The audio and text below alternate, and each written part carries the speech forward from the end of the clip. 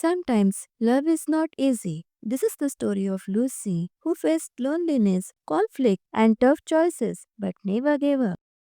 My name is Lucy Parker. I was 26 years old when I met Ethan Miller, the man who changed my life forever.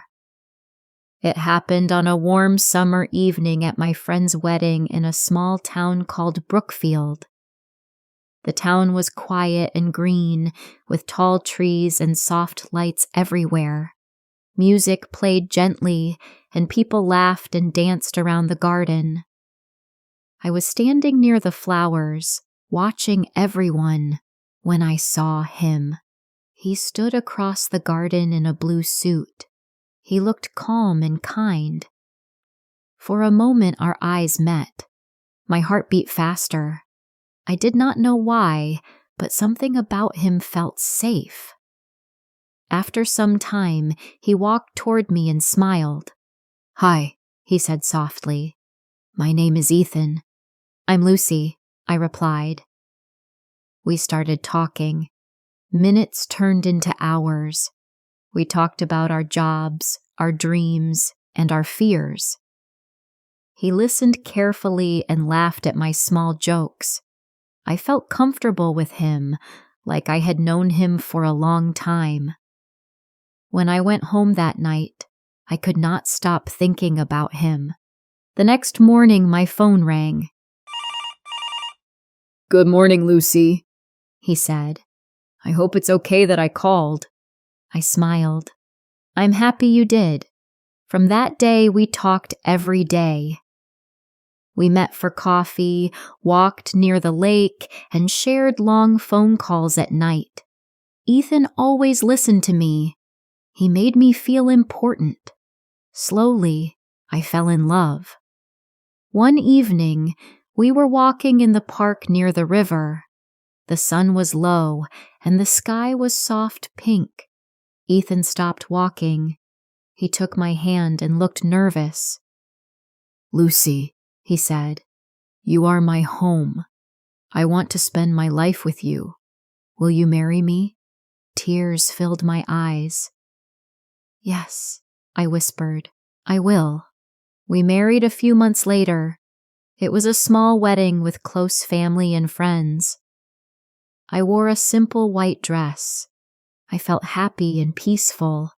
I believed our life would be full of love. But after the wedding, things slowly changed. Ethan's mother, Mrs. Miller, lived close to us. She came to our house almost every day. She did not call before coming.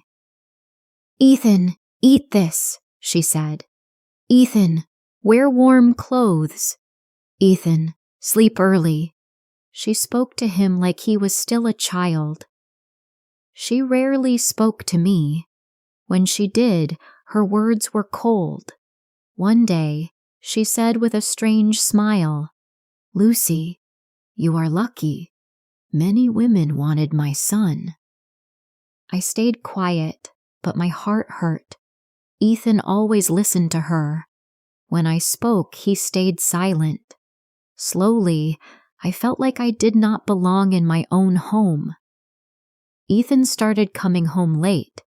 "Where were you?" I asked one night. "With my mom," he replied. I felt lonely. Even though I was married, I felt alone. One evening, I gathered my courage. "Ethan," I said softly, "I feel sad all the time. Your mother is always here. I feel like you are far from me." He sighed. "Lucy, you think too much," he said. "She is just helping." That night, I cried quietly in bed. Weeks passed with arguments and silence. One night, after a big fight, I packed my bag. I decided to leave, but the next morning, I felt sick and weak. My hands were shaking. I bought a pregnancy test. When I saw the result, I sat down and cried. I was pregnant. A small life was growing inside me. I felt fear and hope together. This baby is my last hope. I whispered. I decided to stay. That evening, I cleaned the house and cooked Ethan's favorite food. I lit candles and waited for him. But the door opened, and it was not Ethan. It was his mother. She looked at the table and the candles. "What is all this?" she asked. I took a deep breath. "I am pregnant," I said quietly. She laughed, loud and cold. "That is a lie!" she shouted. "This is not my son's baby!" My body froze. Before I could speak, she slapped me hard. My face burned. I started crying. At that moment, the door opened again. Ethan walked in. "What is happening?" he asked. "She hit me," I whispered. Ethan looked at his mother. "Did you hit Lucy?" he asked. "Yes," she said. "She is lying." Ethan turned to me. His eyes were full of pain. "I believe you," he said. "She is my wife. This is my child." His mother screamed. "If you choose her, you are not my son anymore." Ethan spoke with a shaking voice. "Then I am not your son." She left the house, slamming the door. Ethan held me and cried. "I'm sorry," he said again and again. After that, our home became quiet. Ethan changed. He listened to me. He stood beside me. He came with me to the doctor. He held my hand during every visit. When we heard the baby's heartbeat, we both cried. Months later, I gave birth to a baby boy. Ethan smiled and said, "Thank you, Lucy. You saved our family." One day, my phone rang. It was his mother. "Lucy," she said softly, "can I see the baby?" I looked at Ethan. He said, "It's your choice." After a long moment, I said yes. When she came, she looked tired and older. She saw the baby and cried. "He looks like Ethan," she whispered. She looked at me. "I was wrong," she said. "I'm sorry." I nodded. That was enough.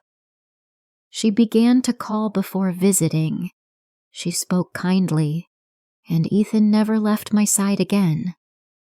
And hence, from the story, we learned that family is not about control, it is about love, respect, and standing together. Sometimes life breaks us first, so it can make us stronger later. One word we can learn from the story is empowerment. It means taking control of your life and making strong choices. For example, Lucy decided to stay for her baby, speak up to Ethan, and set boundaries with his mother. By doing this, she created a safe and loving home for her family. If you like this story, consider subscribing for more English story readings.